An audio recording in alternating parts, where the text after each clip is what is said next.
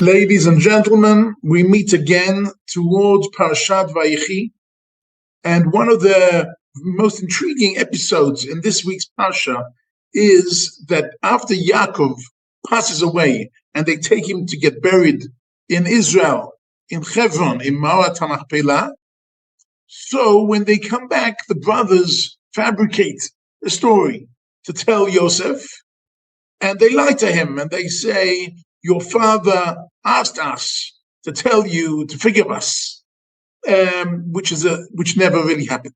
Their father never knew about this selling of the brother. They kept it as a secret from them. We've got proof for that, but that's not my issue. The issue is that they also understand that real justice is doing midah keneged midah. What you intended to do to others, that is what is going to be done to you. And since they sold Joseph as a slave, they say, we are now all your slaves. We are now, from now on, for the rest of our life, now that our father's not around anymore, we beg your forgiveness, and we are from now on your slaves. Do with us what you want. Yosef at that point goes and he cries, and his cry is out of frustration. What is he going to answer? What is his dilemma? Let's go into his dilemma for a moment. We have in Vayikra, in Parshas Kedoshim, we have a very important pasuk saying, Lo tikom velo titor et bnei amech, which means, on the one hand, you mustn't take revenge on another Jew. On the other hand, you mustn't take grudge on another Jew. Explains Rashi that if somebody comes to borrow my spade, and I say, I'm sorry, you can't have my spade. The next day I go and ask to borrow his spade. So if he says, like you didn't give me your spade yesterday, I won't give you mine, that is a revenge. You're not allowed to do that. On the other hand, says Rashi, what is lotito? You mustn't bear grudge. It means that if you have a spade, and somebody asks for your spade, and you don't give it to them, and the next day you ask for their spade, and they give you the spade, and, hey, take the spade, I'm not like you. You take the spade and have a good time because I'm not a nasty person like you are. So the problem, of course, here is, what should this neighbor of mine say that day when I come to ask for the spade? Because if he says, no, I'm not going to give it to you, that means he is taking revenge. If he does give it to me, that means he's bearing grudge. So what is he supposed to do? Exactly, that is the dilemma of Yosef here. What should he do? Should he take them as slaves and say to them, yes, I'll take you as slaves, and here he's showing that he's taking revenge on them?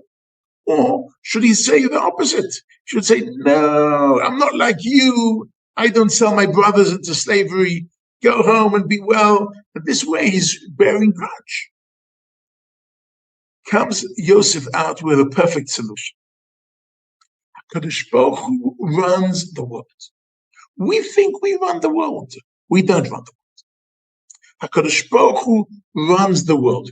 You thought, Atem chashavtem alai lera, you thought it negatively for me, Vashem chashava l'tova.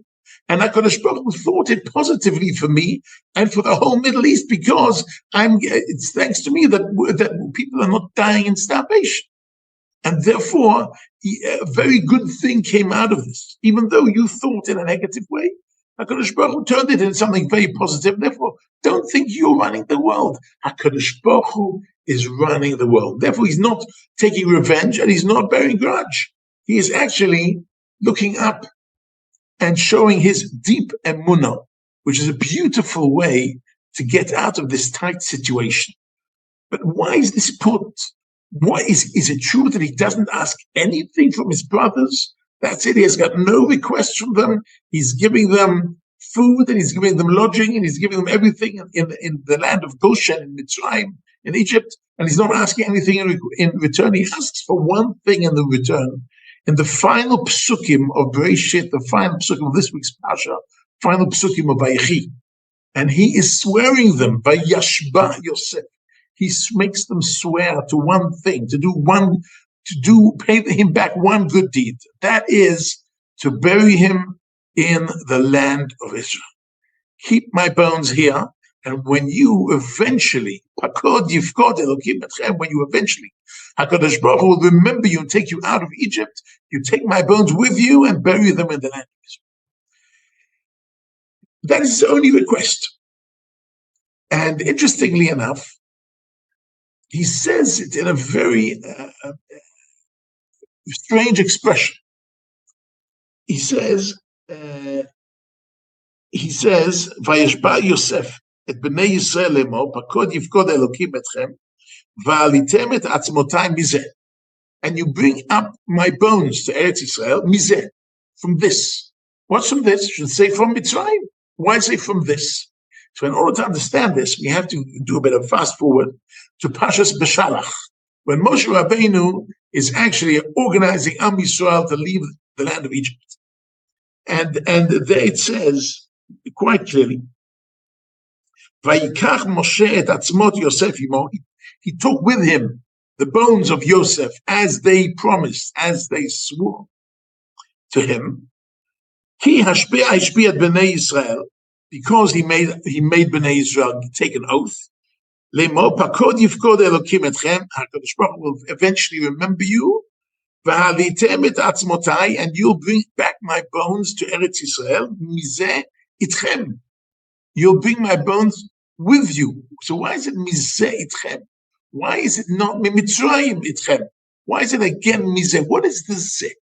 What is this? So the Orach Chaim has got a very interesting take on this. And he takes us all the way back to just before they sold Yosef. He was walking all the way from Hebron to Shechem to look for his brothers, and he can't find them. So he finds a man. A man finds him and says, what are you looking for? And then he has this beautiful sentence, Et achai anochi mevakesh. I am looking for my brothers. And he says, Nasum is there. They have moved on from here. But Rashi doesn't say they moved on from here. He says, Nasum in ha'achva, which means you're looking for your brothers.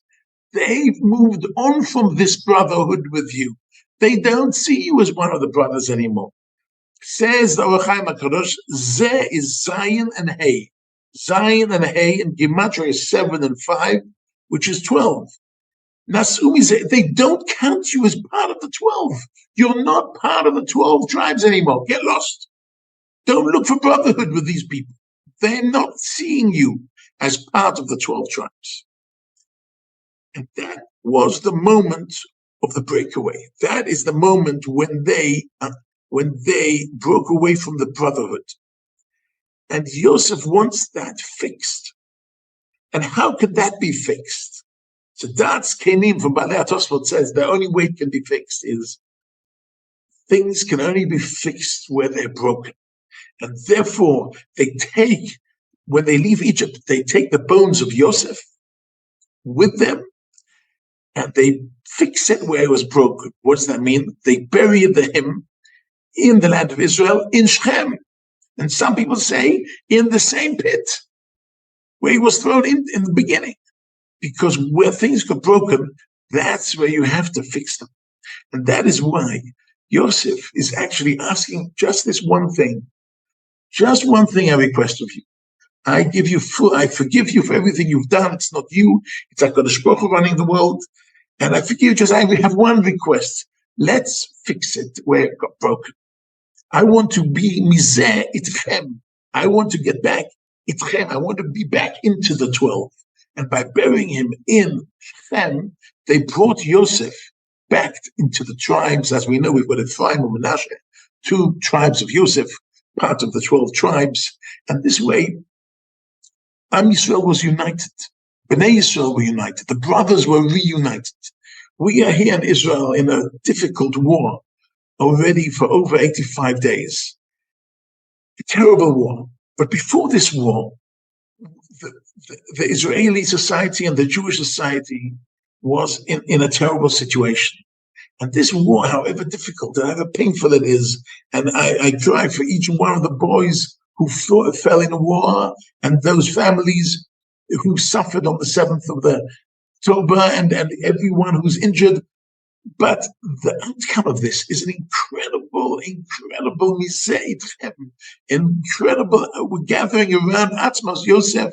We're gathering around, and there's incredible unity, a unity we have today, which I don't remember ever before in modern Jewish history. Hopefully, we'll be smart enough to grab this wonderful magic of the unity and use it in days of peace for many years to come. Ad biat Mashiach Meher.